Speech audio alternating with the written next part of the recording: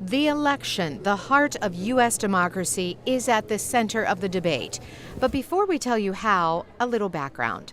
The system is decentralized. Votes are collected where people live, and then each state sets up its own security in its own electoral system to tabulate its votes. The method is intended to reduce fraud. So imagine the shock when the FBI told Arizona election officials that Russians had hacked into their system. Experts also blame Russia for hacking into Democratic Party emails.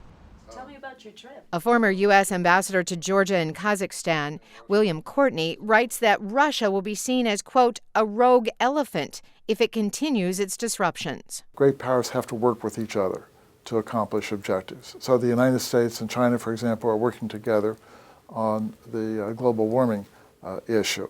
A great power can't exist in isolation.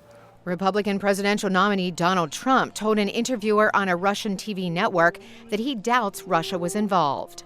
I think it's probably unlikely. And Russian President Vladimir Putin denies any connection to the cyber attacks. Democratic Senator Ben Cardin. You have to believe at the highest levels that these strategies have been agreed to. The worry now is for any Russian tampering in the general election, which will choose the next U.S. president. Republican Senator Bob Corker. If they can demonstrate that maybe they affected it, so that all of a sudden there's distrust in the outcome, obviously it creates, as it should, in our country, instability. So that's a big win for them. Remember the separate state electoral systems?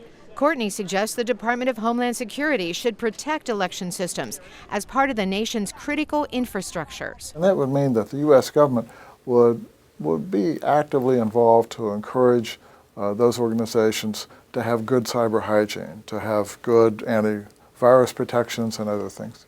But it may be too late to do that for the presidential election, now less than 60 days away. In Washington, Carolyn Presutti, VOA News.